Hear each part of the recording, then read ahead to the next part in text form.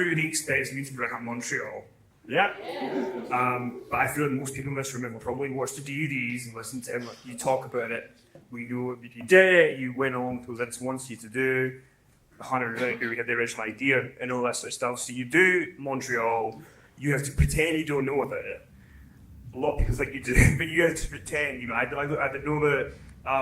But something I don't think a lot of people know about or hear about is in December of 97, you guys did two kind of like blind events, I think like Arkansas and Memphis or something like that. And when you were getting through the main event, you were having batteries and you were pelted with stuff to the point that you guys couldn't have a main event.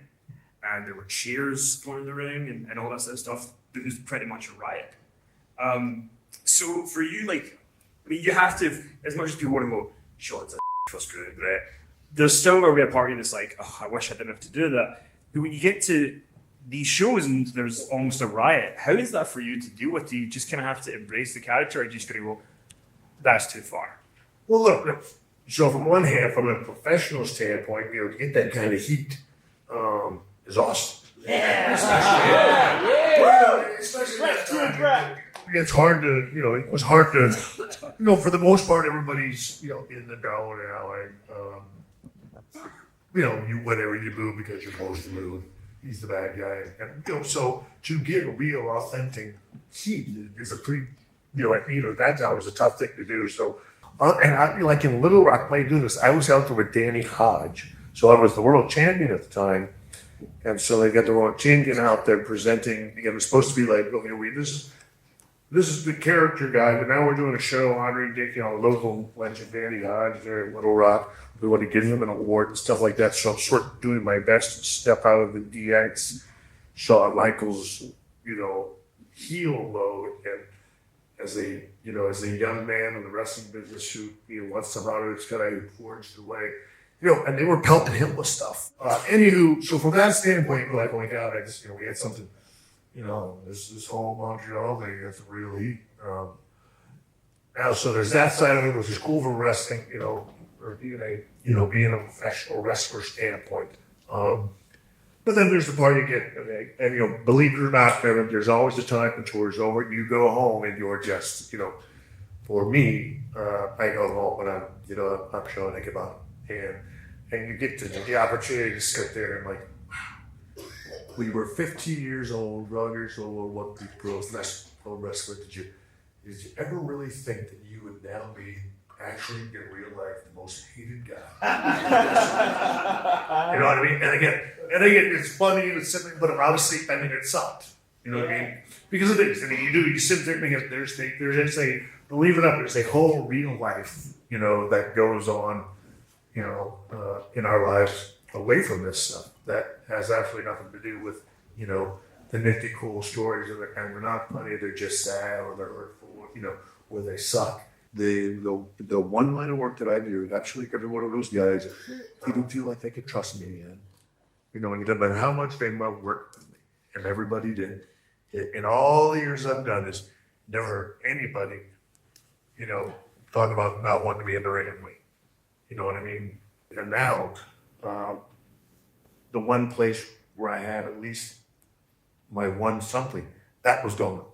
That sucked. Well, no matter what it is you say, you still don't ever envision yourself doing that, being that guy, and then absolutely having zero upside and every bit of it sucking. And like I said, there were times at the beginning I got to sit home and be there with myself and like, oh God, but you begin to wonder, like, Jim the Crickets is just freaking worth it.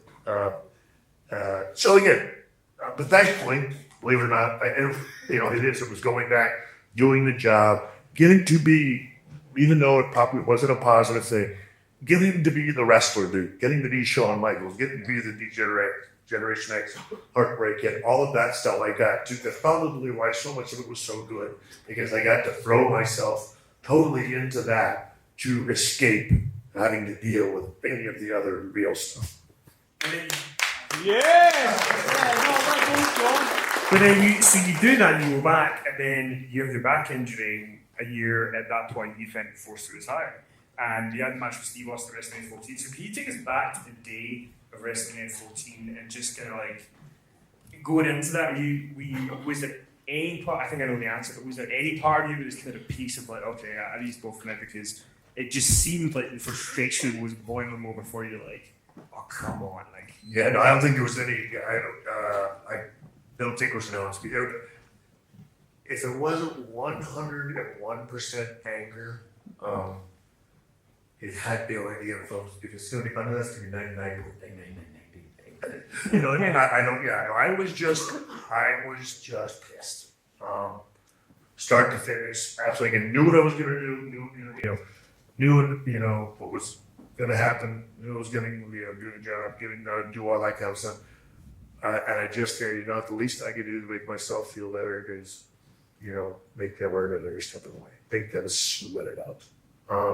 And I was just paid on the backside of the year with the entire time, the entire week.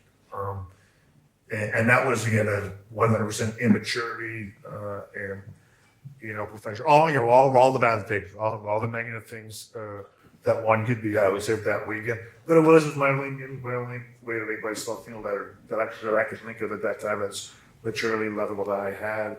I was 33 years old, and I was, told, again, the same guy that's told other guys, professional football players, the guy they sent me to New York, the Fort Louis guy, oh yeah, you're done. You'll never wrestle again. So again, whatever, they went to school for 100 years, and whatever, and he knows everything. It's over.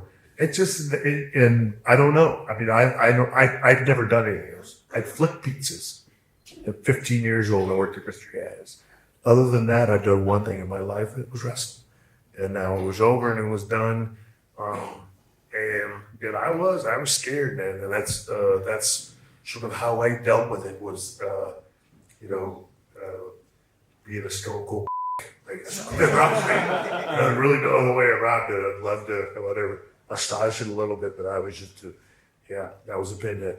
And is there a truth to the story that the Undertaker was backstage with his fists taped, as you call it, just to kind of send a message? Yeah, no, there's absolutely no truth to that whatsoever. And was he there so that people have expanded, or was he that way? Never even told that day. And the thing is, it's open. That's funny. It always comes out, and they're still doing. There's something I can do. I can remember going to Mark, doing my book, and it's like everybody keeps asking me about this. Did that ever happen? And he said, Shawn, he said, do you honestly think that if I was standing there taking my fist, you wouldn't remember? And he said, Mike, I get it. It was a different comment for all of us, but you really don't think you'd remember that? And I said, well, I don't know. Now, what the real story is, Todd, is, since then, Hunter's told me, we did it on the, whatever it was, the thing where me and Hunter and JBL did the Undertaker, X amount of years in the WWE or whatever, but they cut it out because it kills the mystique. You know what I mean? And so, that's why, again, that's why when I asked Martha, should I not say it? Should I say it? And again, and that's the only thing, there's a real guy there too, and you're not allowed to know who we are, that's it. So he did. He threatened, and you let everyone know that if it didn't happen, he was going to rough me up. But he just never said anything to me.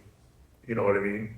And that's the only thing. And if you guys know him, it would be like his style is not the.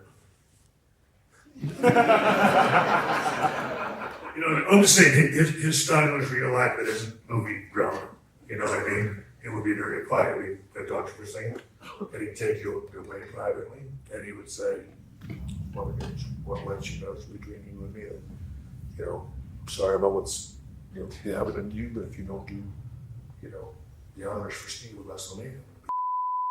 I mean, you would. That's exactly how it would have been very quiet. You wouldn't be in front of anybody. Nobody would hear about it. Nobody would know. You know what I mean? And I can promise you, he wouldn't stand there and make a big scene, taking his fist in front of the girl position. That's not a style. It never has been. That's why, again, it's one of those things. It's a story that, again, certain people put out there, and you have to stick with it because if you don't, it hurts your credibility. I had no credibility. The thing is that it's the greatest thing about the wrestling business. I can be honest with you guys as wrestling fans about being a degenerate, about being the guy who practically screwed up his life. I know a bunch of guys that all got dead. No. I've survived it and everything else, and I cleaned himself up and being faithful and would. But you know,